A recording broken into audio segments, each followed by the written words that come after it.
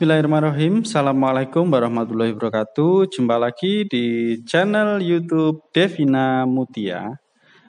Apa kabar adik-adik sekalian? Semoga selalu dalam keadaan sehat dan berbahagia ya. Kali ini kita akan membahas soal dari buku penilaian Bu Pena untuk SD atau MI kelas 4 ya, jilid 4A. Kita akan bahas tema 3 tentang peduli terhadap makhluk hidup ya. Oke, langsung saja ya. Jadi ini penyempurnaan dari channel Rivanesta, yang mana untuk di channel Rivanesta itu kita tidak membahas untuk soal matematikanya karena memang bukunya terpisah. Jadi di Devina Mutia ini sekalian kita bahas untuk soal matematikanya ya.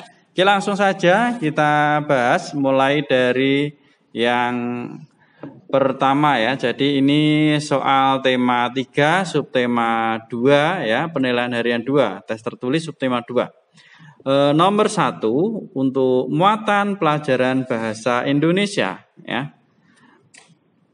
Setelah melakukan wawancara, kita harus menulis. Nah, jadi kalau kita habis melakukan wawancara, kita harus menulis atau membuat laporan ya. Nomor 2, pertanyaan wawancara disusun menggunakan bahasa yang pertanyaan wawancara itu kita harus susun dengan menggunakan bahasa yang santun. Nomor 3, perbaikan dari kalimatnya berikut. Mengapa alamat rumah Pak Amir? Nah, ini yang tepat karena bukan mengapa ya. Biasanya kalau terkait dengan alamat itu berarti di mana alamat rumah Pak Amir ya. Jadi kita ganti dengan kata di mana. Oke ya, jadi yang nomor 3 itu di mana alamat rumah Pak Amir. Oke, kita langsung ke nomor 4. Apa saja yang harus ditulis dalam laporan wawancara? Nah, di sini untuk yang nomor 4, yang harus ditulis dalam laporan wawancara itu ada topik wawancara, narasumber wawancara, waktu dan tempat hasil wawancara, dan juga kesimpulan.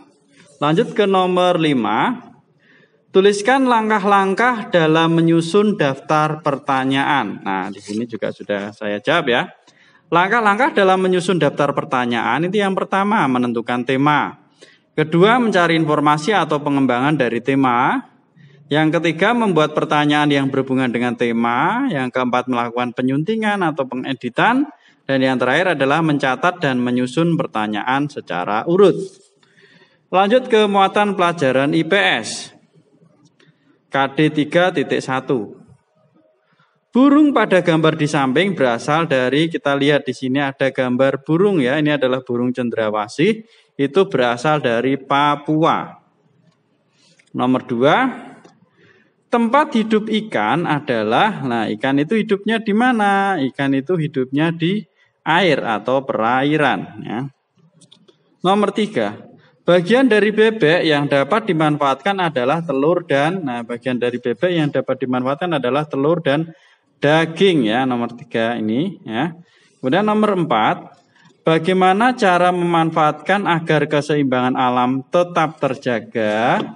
Nah, untuk soal nomor 4 di sini, dengan melestarikan dan melindungi hewan, terutama hewan langka.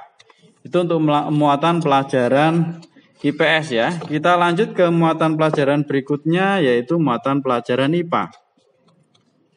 Ikan bernafas menggunakan titik-titik lah.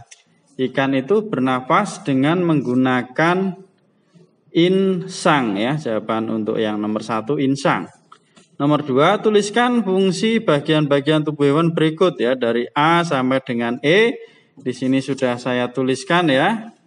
Untuk yang A itu sirip ya, untuk berenang. Kemudian yang B mata untuk melihat lingkungan sekitar. Yang C itu insang untuk bernafas. Yang D ekor membantu pergerakan di air. Dan yang E badan yang ramping untuk memudahkan ikan bergerak dalam air. Kita lanjut ke KD 3.8, masih muatan IPA ya. Burung memakan belalang, belalang memakan padi. Apa yang terjadi jika burung punah dalam lingkungan tersebut? Oke, di sini untuk yang nomor 3 ya. Jadi Jika burung punah, maka jumlah belalang akan semakin banyak. Akibatnya apa? Akibatnya padi akan habis dimakan belalang. Lanjut ke soal nomor 4. Apa yang kamu ketahui tentang keseimbangan alam? Nah, di sini sudah saya tuliskan ya. Keseimbangan alam adalah suatu keadaan di mana terjadi interaksi antar organisme atau antara organisme dengan alam sekitar secara seimbang sehingga terbentuk harmonisasi antara makhluk hidup dengan alam. Nah, itu untuk nomor 4. Kita lanjut ke muatan PKN ya. Dampak negatif apabila kita tidak melestarikan hewan langka adalah dampak negatifnya apa? Kalau tidak kita lestarikan maka lingkungan yang tidak seimbang, lingkungan akan menjadi tidak seimbang ya. Itu nomor 1 jawabannya A. Kemudian nomor 2, kewajiban kita terhadap tumbuhan adalah, nah, apa kewajiban kita terhadap tumbuhan? Nah, di sini itu yang nomor 2 yaitu menjaga dan melestarikannya. Kita lanjut ke nomor 3 ya, nomor 3. Kita wajib titik-titik kandang hewan peliharaan secara teratur. Berarti kita wajib apa? Membersihkan ya. Di sini sudah saya tulis ya. Membersihkan untuk nomor 3. Nomor 4.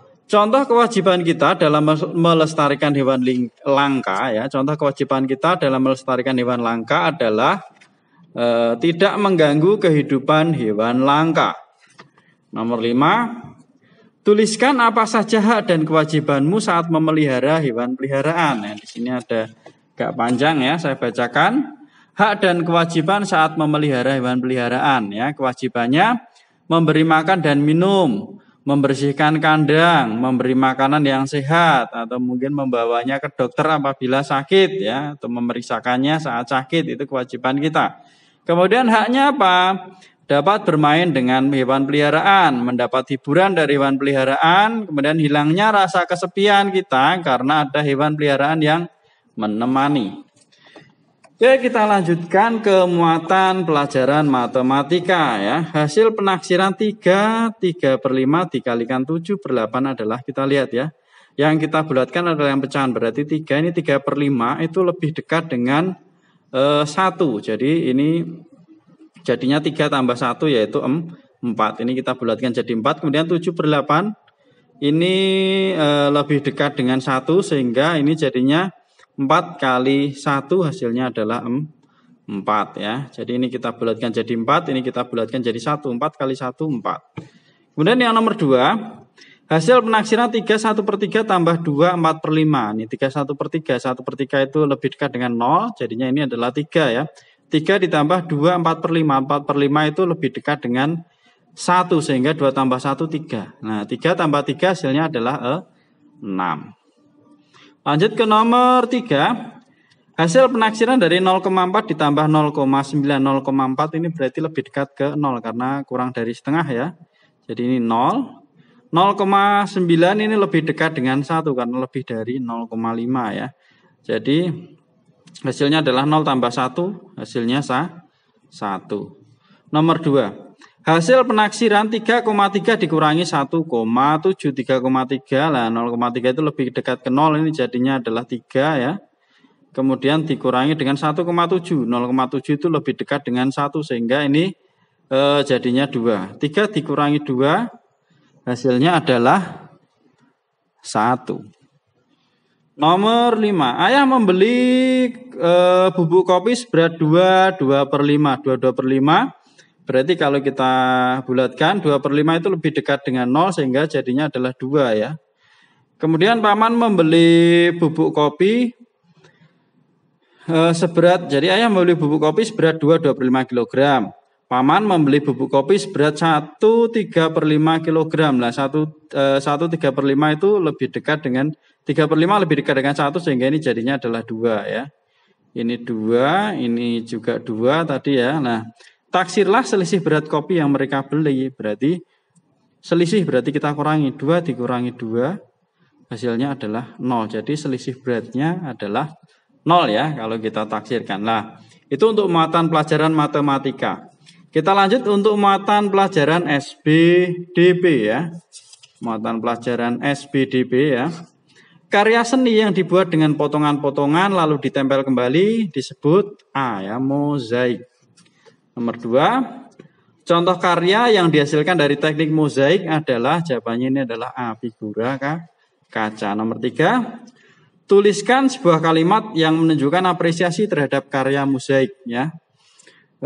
Kita bisa menuliskan misalnya, hasil karyamu sangat bagus dan indah. Nah, itu adalah menunjukkan apresiasi terhadap karya mozaik ya.